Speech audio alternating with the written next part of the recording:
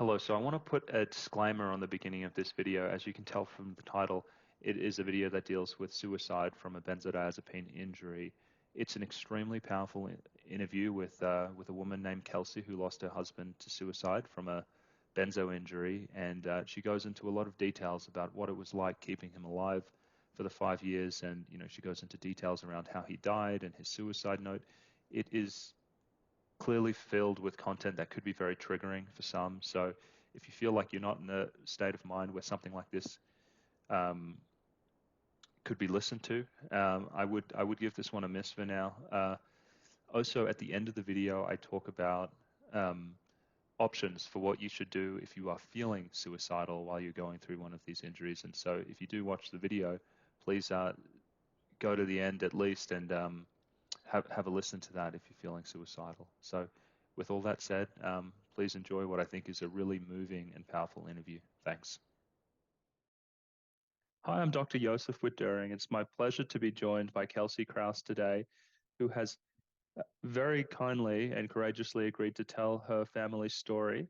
Her husband suffered from a protracted withdrawal injury from benzodiazepines and ultimately ended up taking his life. And so Kelsi's here today to share her story in the hope that it may help others who go through, who have to deal with either protracted benzodiazepine injury themselves or a family member who has this. So, Kelsi, I'm delighted to have you here, and thanks for coming on.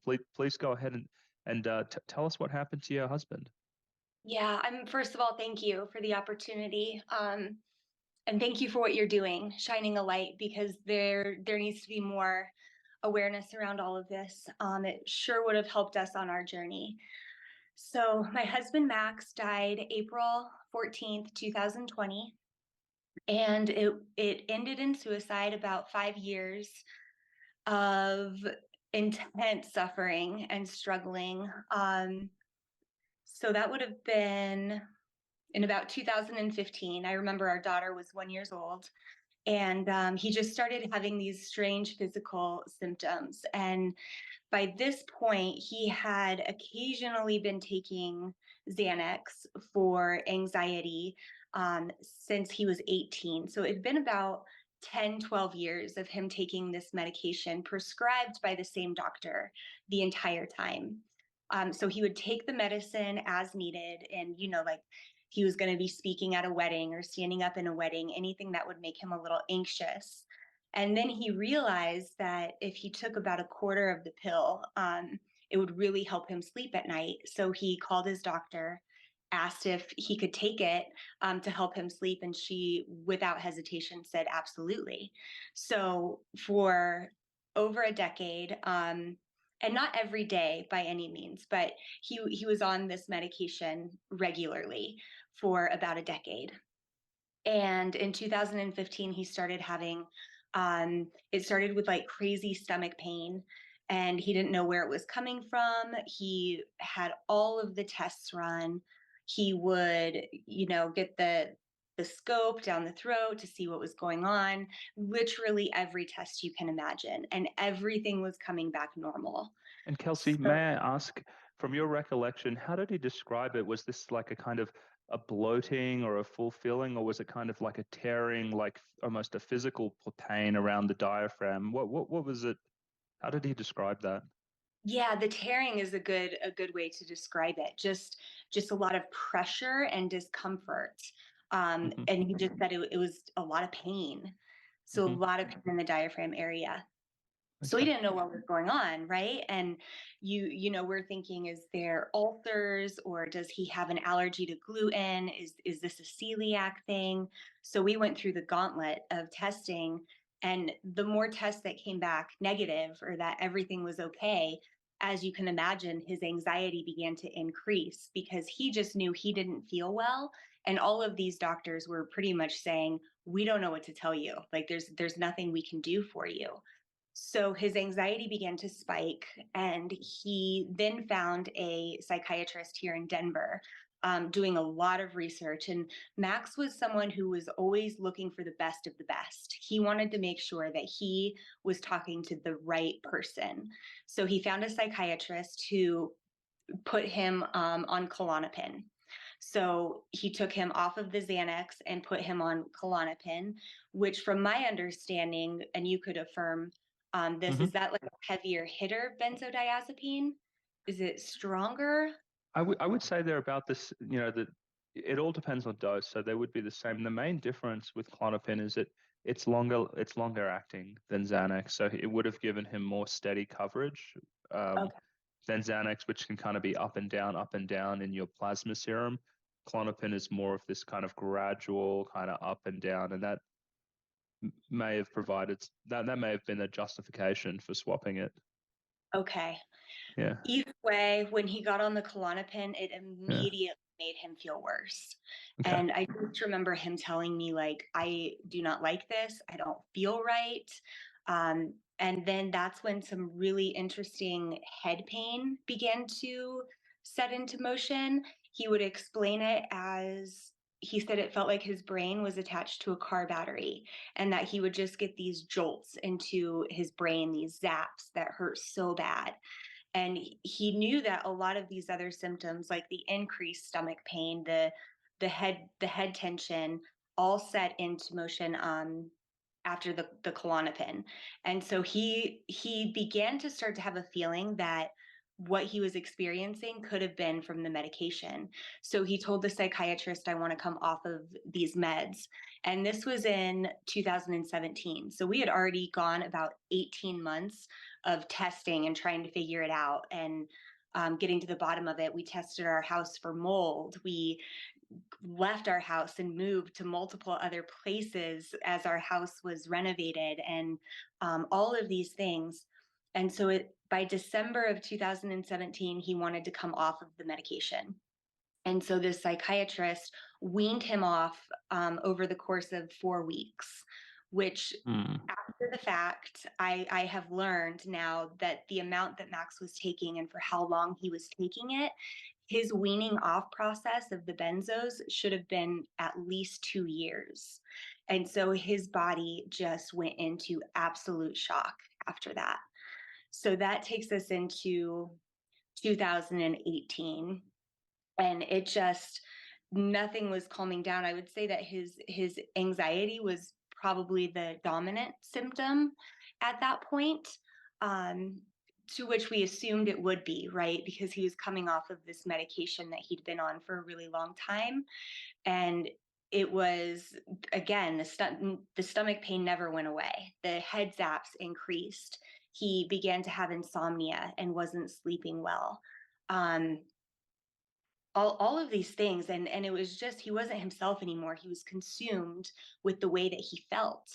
And for me, I was just doing what I could to keep the peace and the calm within our household, and he was the one researching literally everything, trying to get to the bottom of what he was experiencing. So 2018, he was kind of spinning out of control, and I just encouraged him to take a solo trip and go somewhere to calm his mind and try to just relax a little bit. And he traveled for 10 days down to Baja, Mexico.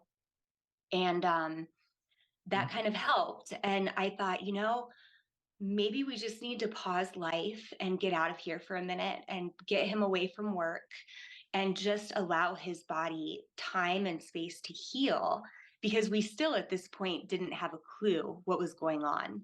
And So he thought, he goes, maybe it has something to do with the medication, but he was off it, and then he was just, but you still didn't really know it was a protracted injury from the yeah, benzos. Okay. yeah, Okay. yep. And Yeah. throughout that time too, he was still seeking medical advice, but again, nothing was coming back as showing anything. And Yeah. so, and I sat in more appointments than I could count with Western medicine doctors, all of which kind of made him feel like he was crazy, right? And a lot of their responses when he would explain that he had come off of this medication, they said, "Well, it's out of your system in 2 weeks, so it doesn't have anything to do with that."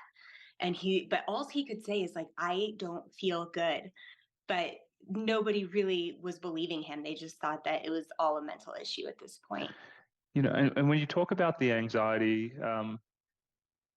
anxiety is, for some of the folks who have this injury, I mean, the word doesn't do it justice. I mean, it's kind of this all-consuming kind of obsessive negative rumination where you just kind of constantly, you know, uh, in in the darkest place, I'm never going to get better, my life is over. It's just like the heaviness of the anxiety and depression which is associated with these symptoms. It's out of this world. It's one of the worst things I've ever seen before. Yeah. It's So awful. yeah, I could imagine how difficult it would have been for you, and the way it is for all caretakers, for people who are going through this. I mean, it's so hard to reassure and comfort someone when they're in that mental state constantly. Right. Yeah. Right. It's awful. I mean, and truly my spirituality and both of our relationship with God was truly that what we tethered ourselves to because we didn't know where else to go. And for me, it was like everything was spinning out of control. But if I could at least maintain my own inner peace, I would be able to be that peaceful presence and that light for him, Hmm. and just pray when he needed it, and at least me not get lost in the rabbit hole of fear, right? Because I was Yes. just seeing that fear was driving him into this place of, like you said, it's like the end of the world and you can't see the light. But I Hmm. thought if I can just be the light, I'm right in front of him and I can at least try to anchor us into a posture of hope God during all. bless you. Yeah, that's exactly what people need when they're going through that. It's a calming person. I mean, it's one of the most useful things when you're spinning out of control. That's just amazing to hear. Yeah. I feel just honored that Yeah.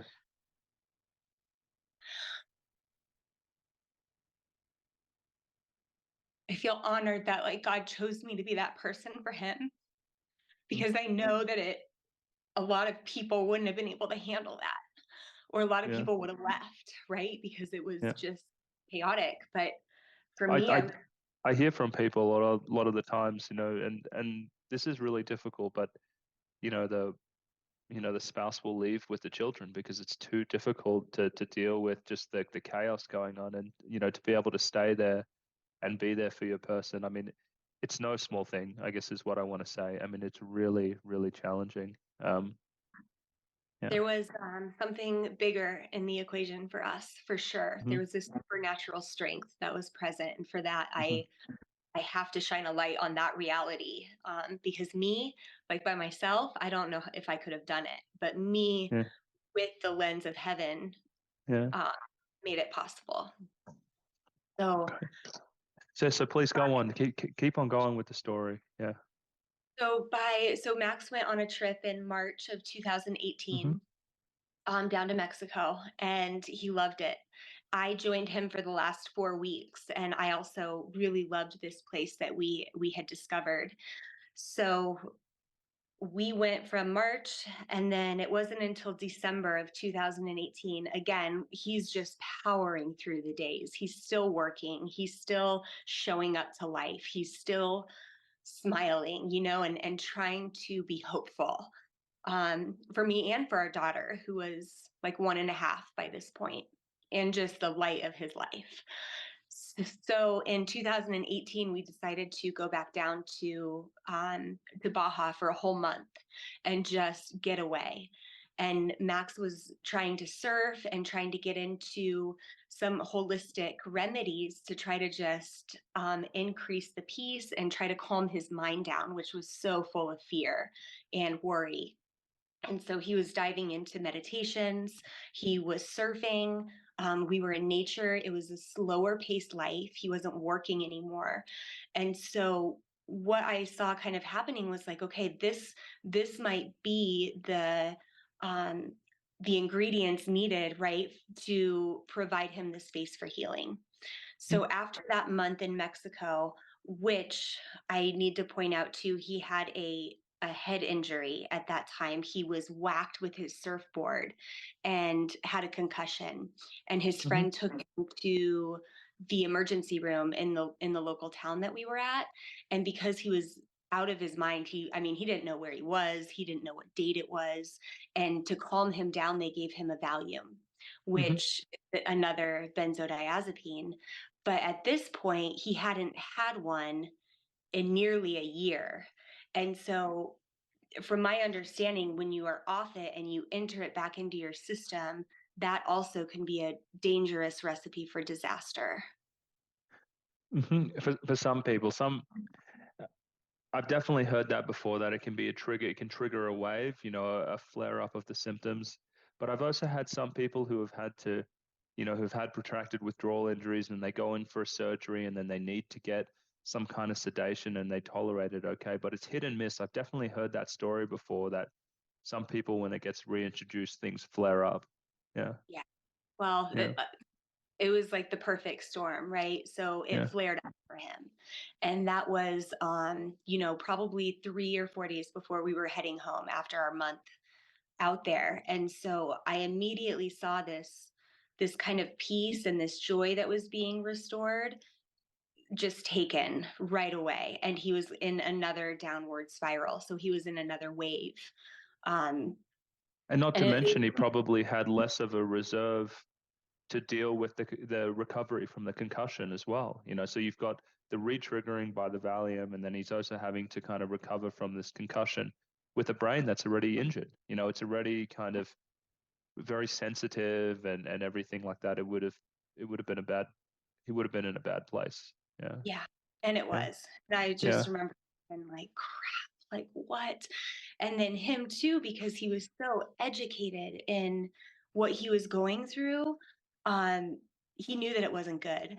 So then you have the physical realities, but then you add in the mental turmoil, and it just compounded into a hellstorm, really, and everything was really spiraling again by the time we returned. And so me and him both knew and said to each other, we've got to just get back down to Mexico. We've got to just get down there, get you back into this atmosphere of healing, where you can just breathe and get in the ocean every day and not have to worry about putting on a face for all of our community, because he had a lot of friends. And I think even showing up in front of them and having to pretend that he was okay was exhausting. And so being in a place where people didn't know him and he could really just be himself and be vulnerable about what he was going through also just felt good and felt safe. So we ended up renting out our house and buying an RV, and we drove back down to Mexico in March of 2019. And all of this was driven by like, you need to be healed. And we didn't understand just yet the intensity of the damage that we were dealing with, or that there was an injury going on. We just thought that maybe this did have something to do with the benzos, but weren't really sure. And we were just following our hearts and being guided by the spirit, and we needed to Hmm. go back to Mexico. So that's what we did. And I know that whole time down there, God, it was so, he never felt great. He never felt good, but there was a bit of joy that was being restored. And our daughter was 4 years old by this point, and there were memories made in those almost 6 months that we were down there that I think was just a gift from heaven for her and for me to just have this time together to just be the three of us and away from everything. And we always knew that we would be coming home um that summer of 2019. We had weddings to go to. We had things to do. And so we made the trip back up. And here's another thing. And it's like, is it a part of it, or is it a coincidence, or is it all just a perfect storm? Max had a parasite when we were down in Mexico. And so he went to the doctor and they gave him a antibiotic called Flagyl. Hmm. And he took that, and like, I think it was a 2 week or maybe 10 days that he was prescribed to take this. And after 2 days, he looked at me and he's like, I do not feel right. And I think his system was just super sensitive, like the biome or whatever in his gut. Microbiome. Yep. Yeah. Yeah, I think that was sensitive. His everything going on in his brain was sensitive, but he immediately didn't feel well and called one of his friends and said, "Look, I'm taking this," who was a doctor. It's making me feel like crap. Should I keep taking it?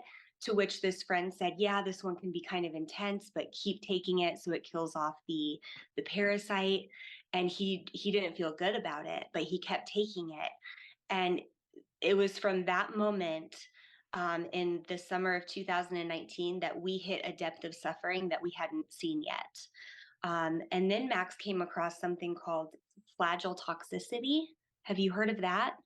Well, I was just going to say, I'm looking at the FDA label right now, and right here in the warnings and precautions for it, this section here. I mean, this must have been what it is. Encephalopathy. That means like a brain injury, peripheral Yeah. neuropathy, and so we've got, your husband already has this brain injury, and then he takes a medication that can cause it as well. He's likely much more sensitive to it, and so we have kind of these injuries getting stacked on top of one another. Yeah, Yeah, exactly. yeah. Like I keep saying, I don't want to call it a perfect storm. It was actually a crap storm, um, of just things that kept compiling on top of each other. And he came across the flagell toxicity pretty quickly and began educating himself on that, because what happened after that was just, oh my gosh. I began to not really recognize him anymore, and the turmoil that he was in, it was horrific. So we still are dealing with the stomach stuff. We still are dealing with the head zaps.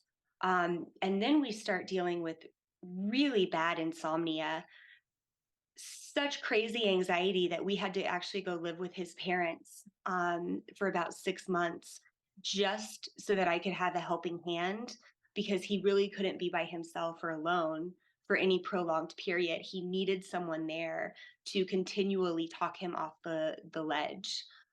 He started having body convulsions where he would just like jolt, like, huh, and huh, and he Hmm. couldn't control it. And I remember there was a time, God, it was so wild after that. We tried getting him into a couple different mental health facilities. One of them was a Oh holistic God. Yeah, facility. Yeah. So yeah. the first one was holistic, because he was Okay. like, I'm not doing medication anymore. What was the name of it? Oh, it was in Sedona, and Alternative to Med Center. Yeah. it wasn't that one. We tried Okay. getting him in that one later on, but Hmm. they didn't allow him to come because of how intense his suicidal Okay. ideation was at that point. It was the Sanctuary. Okay. It was called the Sanctuary. And I mean, just reading about it felt so promising, right? I'm like, yes, they do meditations, they do sound healing, they do all of, cleansing, they do only vegan diet. So all of these things were like, yes, yes, yes. So Hmm. we drove him out there. And after 3 days, he called me and he said, you have to come pick me up. They are not capable of taking care of me here. And at that point, his insomnia was so bad that he couldn't sleep. And so he was constantly going to the medical staff. And they pretty much just said, until you get the mental side of all of this under control, what the medicine that we have isn't, we can't help you here. Like, you're kind of beyond our reach at this point. You But need they didn't more. understand what he was going through. They didn't understand. Yeah. So I flew out there, I picked him up, um, and he wasn't sleeping. He could barely go out in public. Um, we came home, went back to the drawing board. So by this time, it was me, my in-laws, his best friends, all trying to find a medical answer to the problem, somewhere where he could go that could give him help. But he was so afraid of going anywhere that wanted to prescribe him any more medication, because he knew what that had done to begin with. But we were desperate, and I was tired. I couldn't do anything anymore, and I needed a break, I guess you could say. His parents were desperate, Of and course. Absolutely. Yeah. it was becoming very, very, very, very hard. So we found another mental health facility out in California. This one was included medication, but we didn't know what else to do. And so he went to it, He called me from it right away, just said they just want to put me on more meds. I don't want more meds. He ended up taking something because by this point too, he had like his whole body was tingling and felt like there was like pins and needles on it. And so they gave him something, I don't remember the name of it, Like to Gabapentin or Lyrica or something like that. Gabapentin. That was it. Yeah.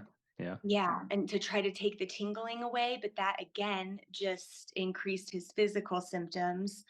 And the agreement was when he went out to this mental health facility, I was going to take our daughter and go out to Baja, where we had lived for those 6 months, and visit some friends so I could just regroup and fill my cup and try to um, get realigned so that I could be there again for him in the way that he needed.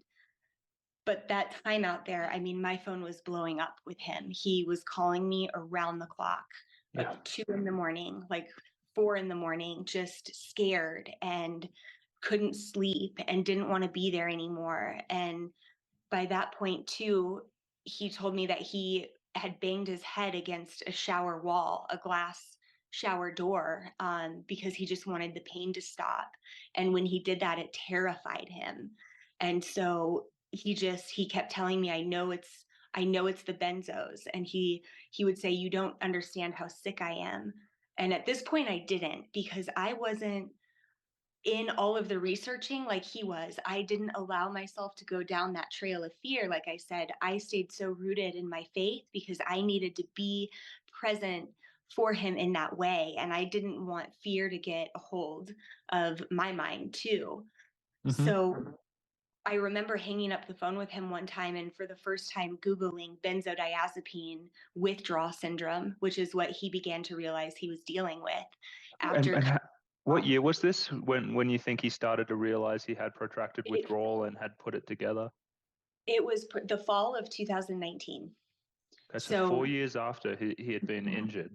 Okay. yeah, four So years four after. years 4 years of suffering without any idea of what was going on, spending Yeah. all of this money, going to a million doctors, getting a million tests. Oh, tens of thousands of Yeah, dollars.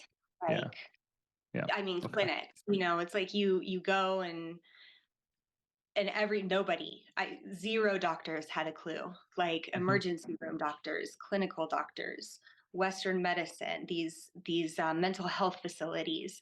Nobody had presented the term benzodiazepine withdrawal syndrome to us. Max came across that himself on a website called benzobuddies.com, I think, Yeah. which essentially is a group of people who, I don't even know if doctors are allowed on that website, but it's a bunch of people who are dealing with this, and it's really just a support group, so that they alone don't feel like they're going crazy.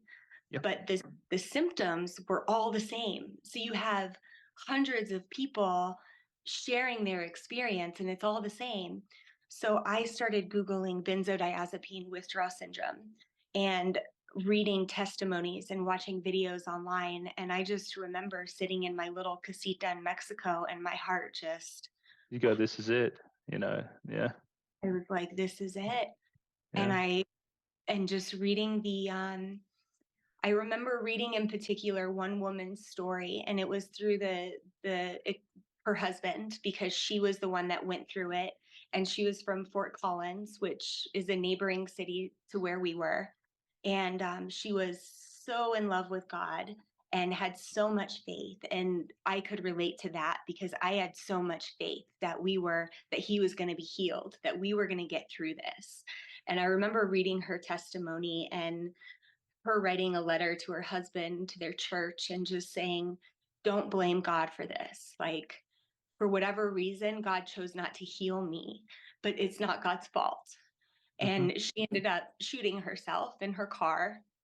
And I just remember calling my mom, and I was like, oh my God. And my mom at this time too had began researching it because I shared with her the term. And so we both were reading about it for the first time. And I called her and I just said, Mom, I don't think Max is going to make it out of this. And she just said, sweetheart, I don't think he is either. And I just was like, fuck, what do I do?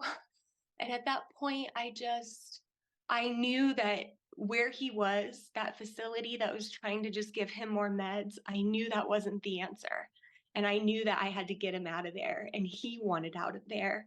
So I think it was about a week into our trip, me and Marley, my daughter, flew from Mexico to California to pick him up.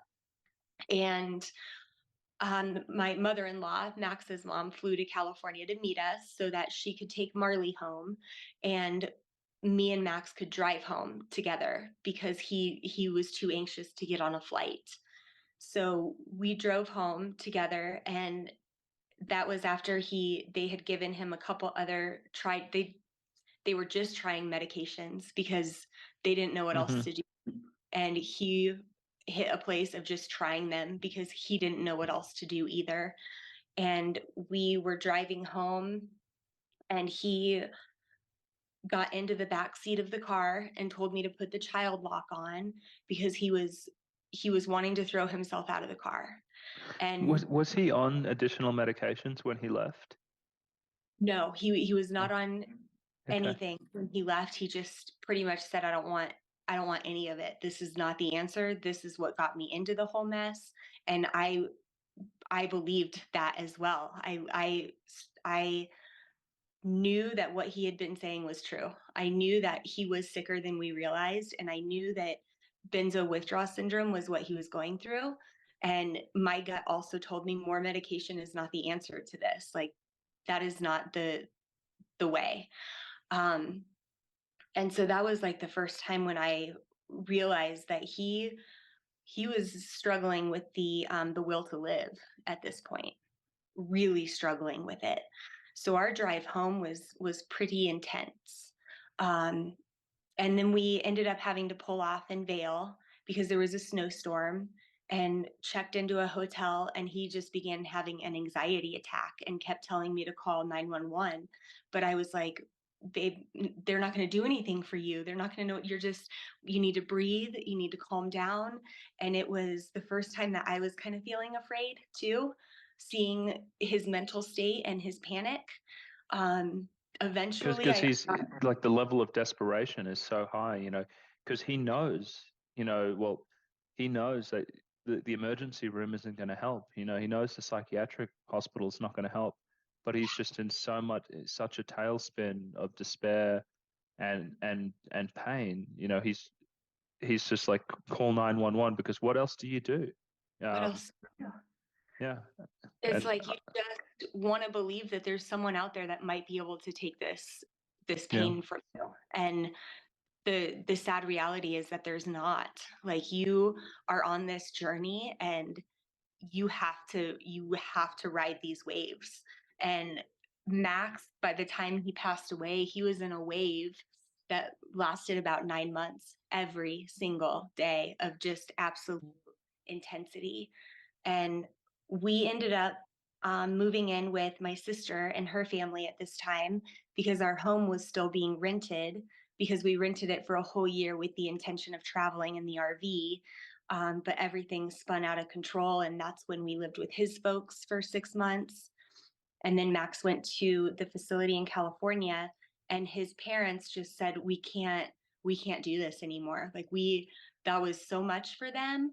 And I had to respect that, and I understood. And I'm just like, I hear you. And my sister said, come here. We have an extra room for you. Like, her husband is a paramedic firefighter. He had dealt with seeing people in highly anxious states and calming people down. And they just said, we've got you, like, come. And they had two little kids as well. So Marley had her cousins.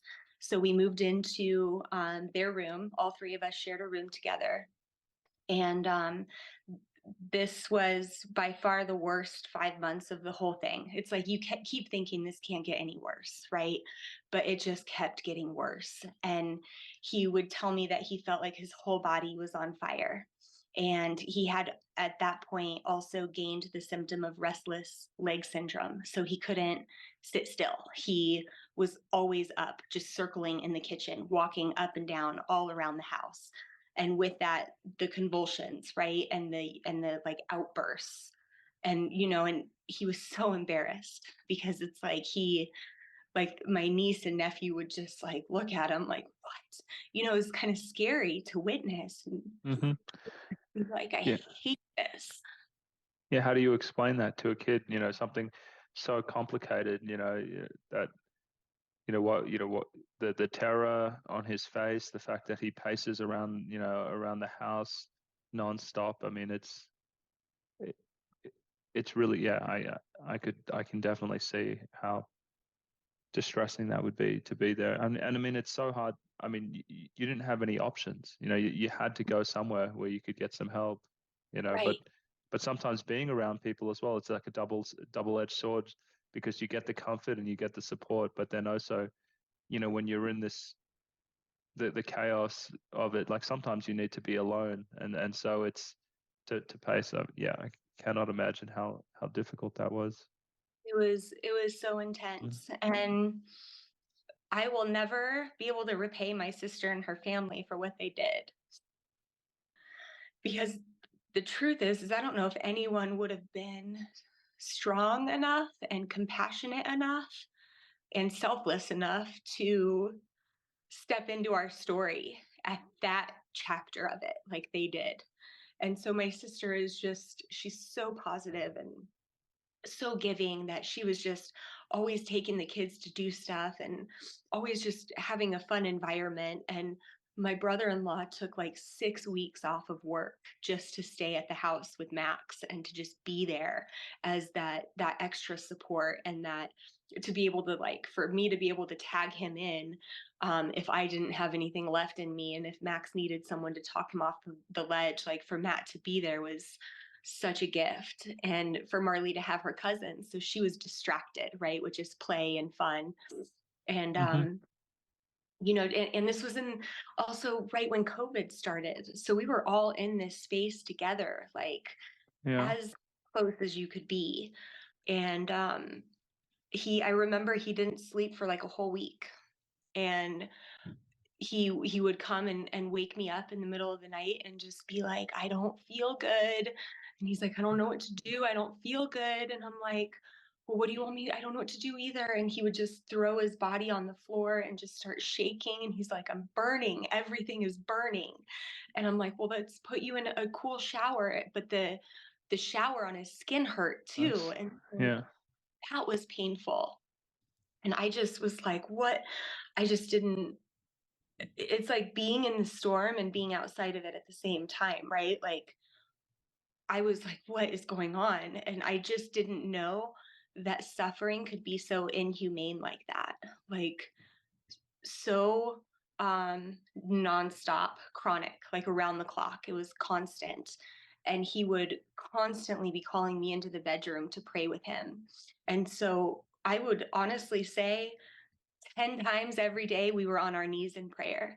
Like, and I Mm-hmm. think that that was just to combat the mental side of what he was going through, because he would tell me too that his thoughts were not his own anymore and that they were scaring him, but he knew that they weren't his thoughts. And I'm like, well, what are you thinking? And he would just say, I can't tell you, I would scare you.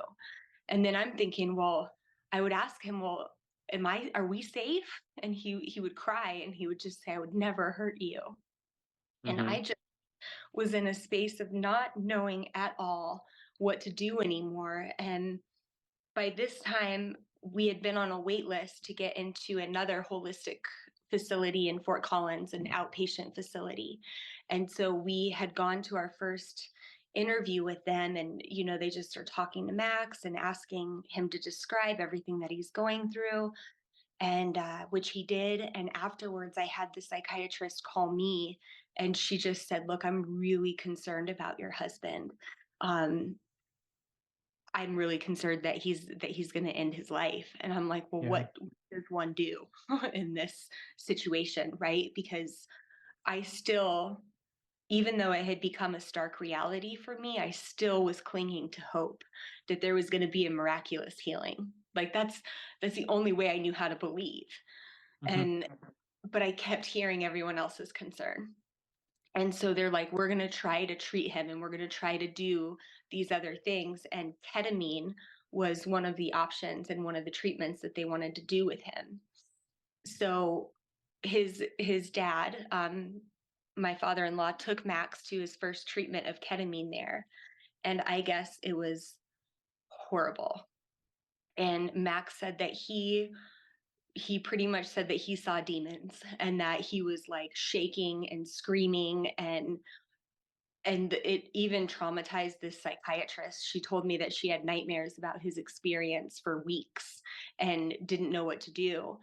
And it got to the point then where she said, Max, the only other option is to put you back on benzos. And he, obviously, neither of us wanted that, but she said it could help calm down some of these physical symptoms to where you could at least maybe get some sleep or maybe enjoy some quality time with your family. And he asked her, and I remember in that moment, like he just said, but what if they don't work?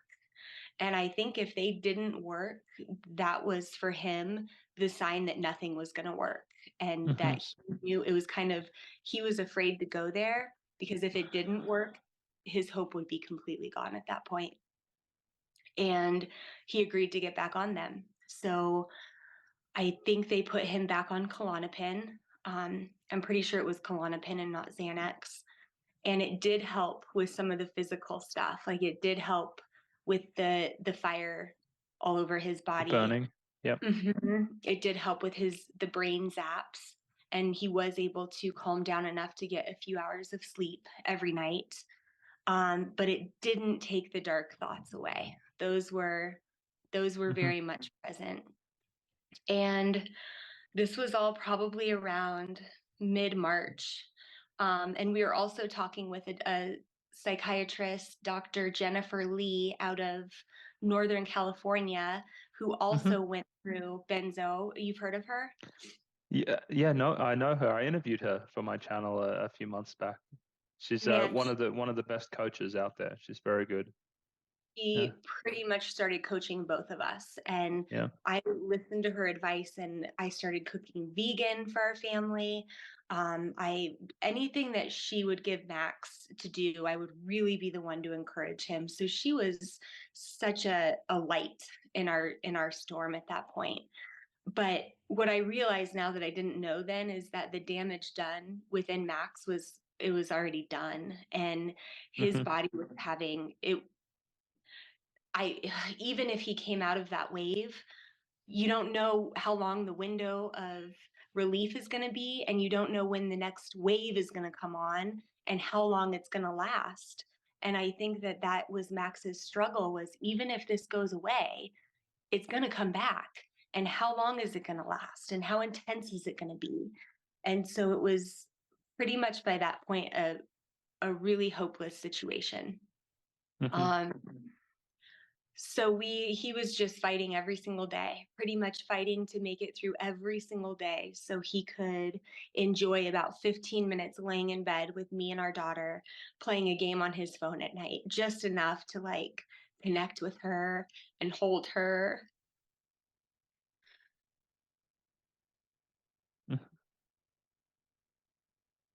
Like I know that that is what he lived for like months. And maybe even to just give her those last memories of connection, because he had taken probably 30 selfies with him and her in his phone in that time. But I think that he had made up his mind and knew how his story was going to end. Mm-hmm. So it just got to the point um, where we were about to move home together. Our friends were moving out of our house. Their 1 year lease was up and it was time to go home. And for me, I was ready to be at home. I was ready to be in our own space. And I had him lined up with a bunch of inpatient or outpatient clinics in Denver. I had friends that were volunteering to come over and like do yoga with him in the backyard or get him out in nature to do fishing. It was like we had the whole team lined up to continue to support his journey.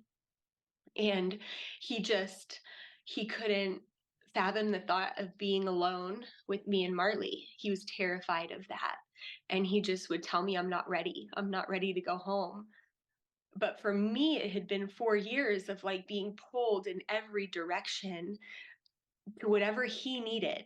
And Mm-hmm. I needed to stand my ground with what I needed at that point. And I said, we're going home. Like, it's time to go home, to get rooted, to be in our own space, and it's going to be okay.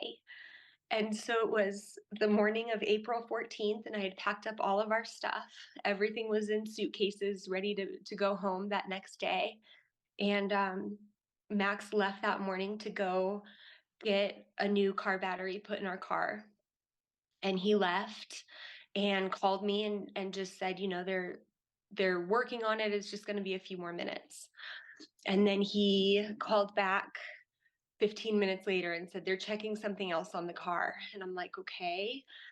He's like, I'll be home in a few minutes. And 20 minutes went by.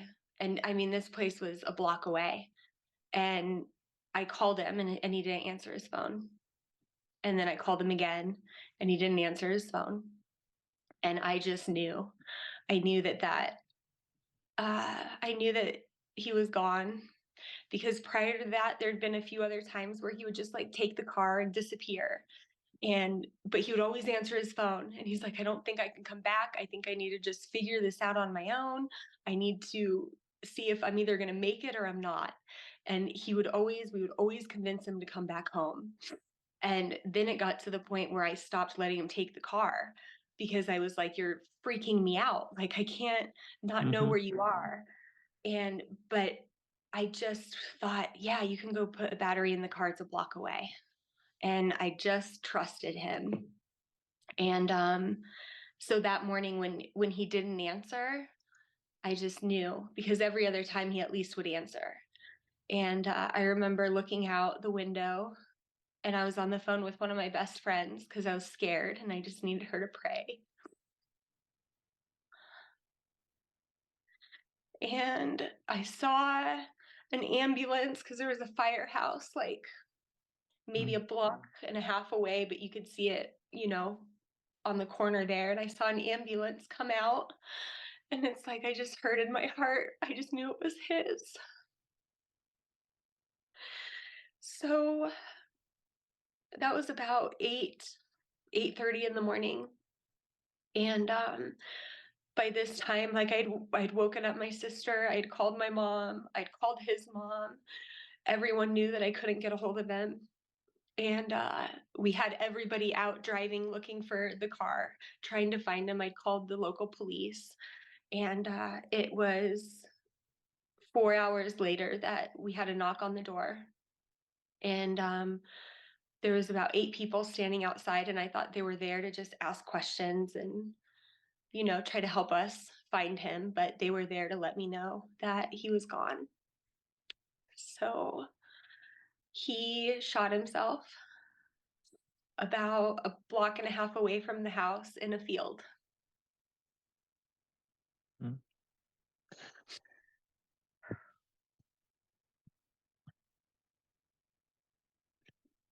And from your story, I mean, it sounds like there's, like, complete. I don't know. Yeah, there was no note. There was nothing. It just kind of, that He was the actually morning. didn't know. He left a note. It was in his journal, which he knew that I would find. But yeah, I actually found it while we were all looking for him. And his sister was at our kitchen table reading it when we had the knock on the door. So it was about a 5-page note. Okay. Do you mind sharing some of his last thoughts and his messages to you and your family? No, I don't mind that at all. I'm gonna grab it. Okay.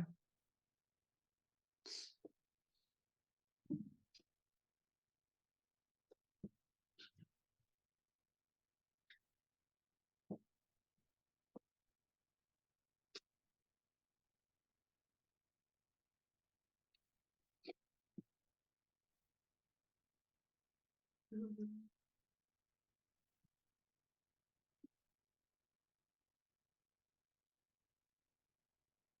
All right. I'll just kind of skim through and read parts of it. Yeah.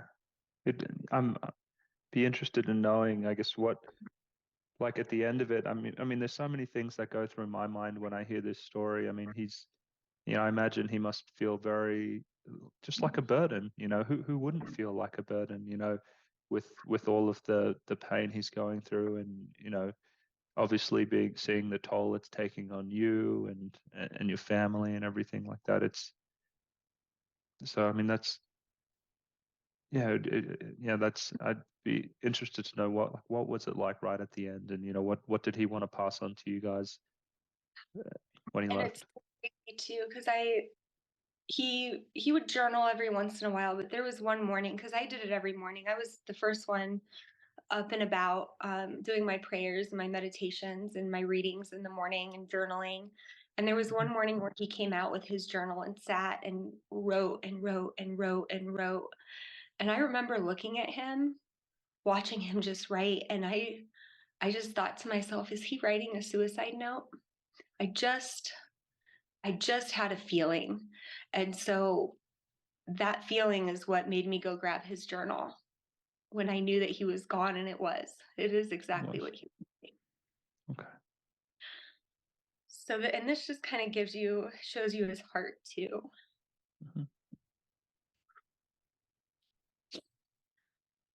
Okay. I am so sorry, honey. I fought as long and as hard as I could. My intrusive thoughts and anxiety just became too much. I am feeling more and more mentally unstable by the day, and there was nothing that was helping. I wish I could erase the last 9 months so that you could only have fond memories of me. I hope you do not think that I am weak. I am so sorry for all of the pain that I have caused you, and for all of the pain that will be left behind. I know that you will be a great mother to Marley, and I know that you will find happiness again soon. I pray that you always remember me, my smile and my laugh, the real me. I know Marley will never understand, but please, if it's the last thing you do for me, do not let her forget me. Let her know how much I loved her.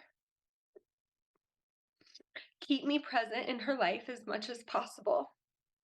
You have no idea how much it pains me to write this letter. I am shaking. You have been the best wife and friend a man could ever ask for, and an even better mother. Please find happiness again soon. I know money does not matter to you, but I want you to know that there is plenty, and that I want you to live life with it. Don't let people convince you that you need to save it all for the future. Travel the world, spoil your daughter, spoil yourself. As hard as it is to know and say, you will find someone that will love you and take care of you. Not that you need it, but you have my blessing. I love you so much, and I can only hope that you do not forget about me. I am so sorry. My mind just wouldn't stop with the terrible thoughts. I couldn't take it. Now I am rambling. I want you to know how sorry I am. I love you with all of my heart, and I look forward to watching you and Marley change the world from above. I wish to be cremated and have you and Marley decide where and when to spread the ashes. And then he quoted a song, and it says, "When you walk into the room, everything changes." That is how I feel about you. You are so special and so destined to change the world. Do it, baby. Jesus has a huge calling on your life, and you are going to make a huge difference in this world. I wish I could have been a part of it all. Please, please, please keep my spirit alive in Marley's life, and hopefully in yours as well. I love you. I can't believe I'm saying this, but goodbye. And I will see you in heaven. Wow. Thank you so much for sharing that. And it really does give you a sense of who Max was. I mean, you could hear it. I mean, it just the kindness in his words. It's it's really really touching. Um, so so after this happened, what was the next chapter for you? Because I mean, I know when before I hit record on this, you said that you were very active in trying to raise awareness about this and holistic healing. Tell us about how, I guess, this experience has now opened this new chapter in your life. Yeah, man. I remember about a week after Max died, one of my best friends was over at our house, and we were just reflecting on him as a person and the way that he lived before being sick, because he lived such a big life of adventure and travel and trying new things and dancing and, I mean, laughing. And she just looked at me and she said, "Well, I guess we're just going to have to live life to the max now." And I just said, "Oh my God, that is perfect." I'm like, that is my life motto, is to live life to the, and that in that moment became my anthem and what I knew I was being called to do, with this story, with my passions of health and fitness, with my passion of working with women. Um, so in the 3 years since him dying, I have, with one of my best friends in the world, who also was really good friends with him, we've started what we call the Wild and Free community. And it's a community where we work with women, um, in retreat settings and in just 1 day events. And we present to them tools, body movement, breath work, dancing, exercise, any type of release and ecstatic dance, to give them alternative methods to dealing with anxiety, and also just a safe space to come and to say, "Hey, look, I'm going through this. I I just want to talk about what I'm going through in a safe setting so that I'm not silenced in shame over feeling these things." And I love sharing Max's story with other people too, because I feel like this deep pain in my life has propelled me toward this purpose of speaking about what he went through and encouraging as many people as possible to not go the benzo route. Because I think one thing with anxiety and depression is there's so much shame around it, right? There's this notion that there's something wrong with me. I am depressed. There's something wrong with me. I'm feeling anxious. When it's like, no, there's not. Like, you're human. You're going through a human experience and there's nothing wrong with you. These things, this anxiety and this depression, they have things to teach you. Like, let's get curious about it and just sit with it and not be ashamed of it. So being able to encourage people to not feel awful about their experience is one way to present an alternative way to view what they're walking through. Yeah, and to not, I guess, at least these days, mental health has become so medicalized, with what you see online or in the media. It's a serious condition, go and talk to your mental health practitioner. But as soon as you do that, you'll end up, chatting with your family doctor or maybe a psychiatrist, and they're not doing the things that your movement is doing, where they're saying, "Hey, let's try some of these other alternative ways where we can manage your anxiety, non-pharmacologic means, or maybe let's just give it some time, or how about you just come in here and we'll catch up in a month. You tell me how things are going and we'll talk about it." That is not the medical model that's practiced in the US these days. It's, do you meet criteria for this? Well, I guess we'll just start a medication. Um, and I mean, so much of the messaging around psychiatric medications, it really is like they're benign.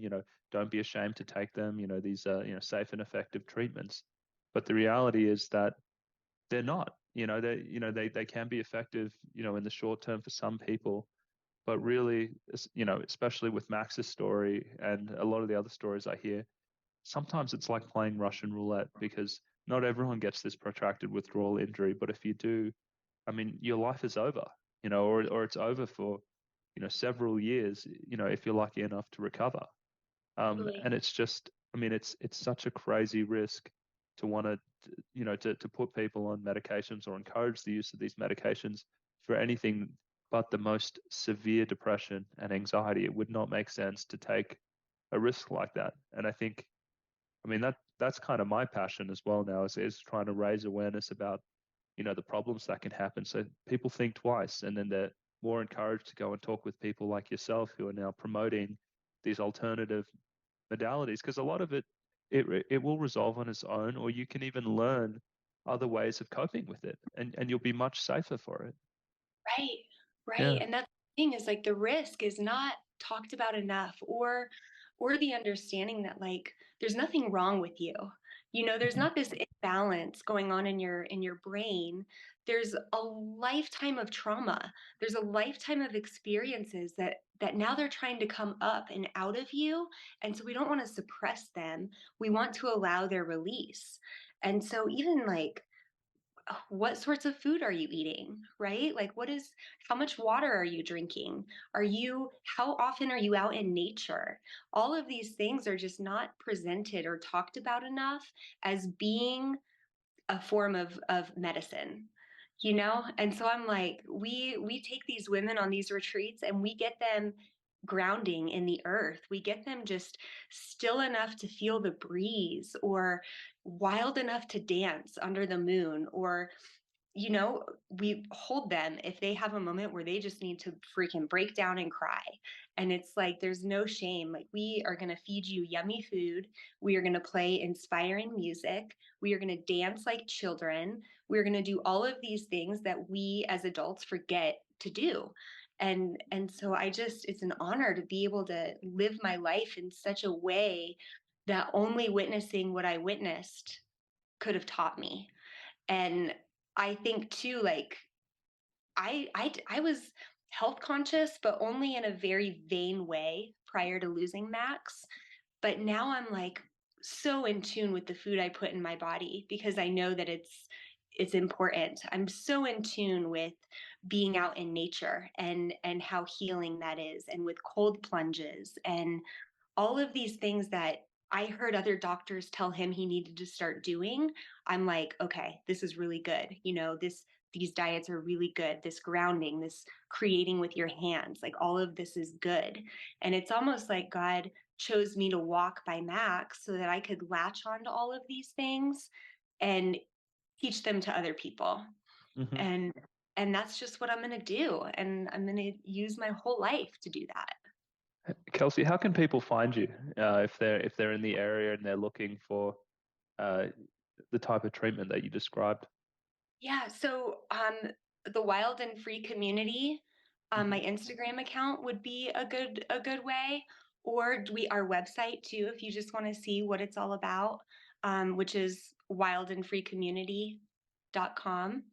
Um, and that's it. We've got emails on there. So the Instagram account is at the Wild and Free Community, Hmm. and me and my girlfriend Kimmy host weekly events. We host um, day events that will be like 6-7 hours long. We're going to start doing more of those now that summer's here.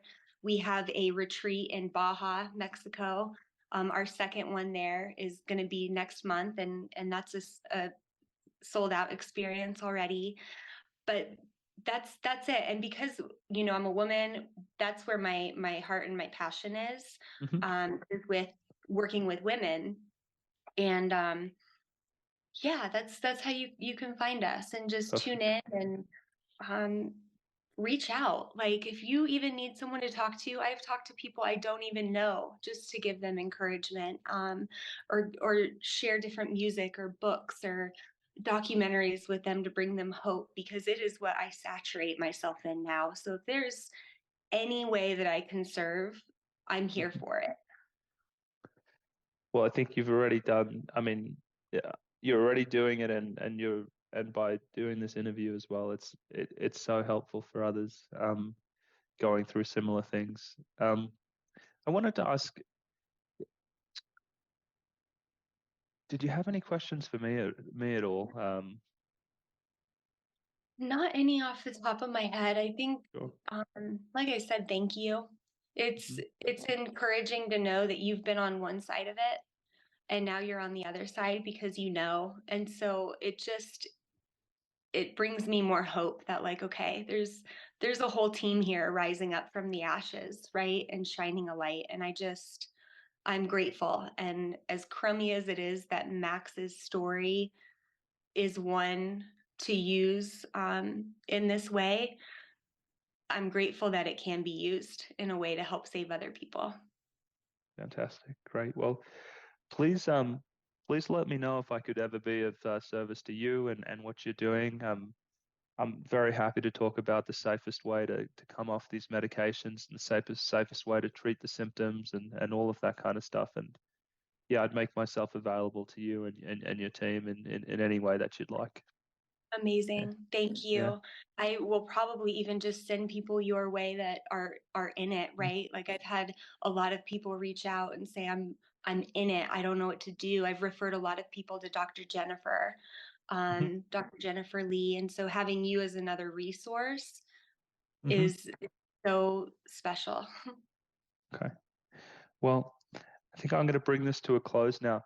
Your story was powerful. It brought me to tears several times. I have a 4-year-old daughter, and I could just see myself walking in your shoes or in Max's shoes the whole way through. And it was, I mean, it's a really powerful story, and it was beautiful. And I feel like, hearing Max's his note at the end really shares a lot about the kind of guy he was, and he just sounds awesome. Um, Yeah. so. Um, So I'll let you awesome. get back to your Sunday. Thank you so much for taking the time to do this. Yeah. Thank you. I Mhm. appreciate it. Okay. Okay. Take care. Bye.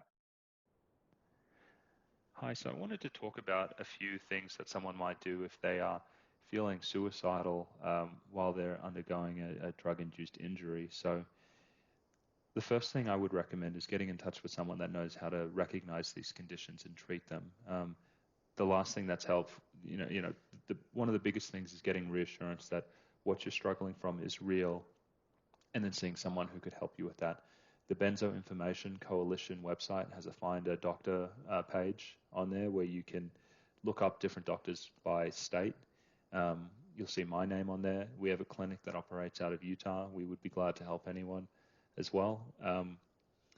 The other thing that I would say is really important is that there are options even for people with severe akathisia. So um, personally in my practice, I've helped people by using opiate pain medication, sometimes things such as fentanyl, just to kind of give them respite when they are in severe debilitating symptoms. So there are treatments out there that have worked for people who are in that level of pain. So you should always hang on to hope that there may be something out there that could help you. And the last thing I want to say is, this is not just hopeful language here, but this really is my clinical experience and that of a lot of other people I really respect highly who work in the coaching field here, that people tend to heal over time. Even if that healing is very slow and even that healing takes up to a decade, the first half of that is a lot harder than the second half. And people go on to have fulfilling lives if they are able to get the care that they need to kind of push through. So um, please reach out if you're worried about suicide or anything like that. And obviously, if you feel like you're at the point where there's no options. I mean, going to a psychiatric hospital in that state is a good thing, just because even if the medications don't help, it gives your family a chance to rally supports around you. So I'm going to end on that note. Thanks for watching.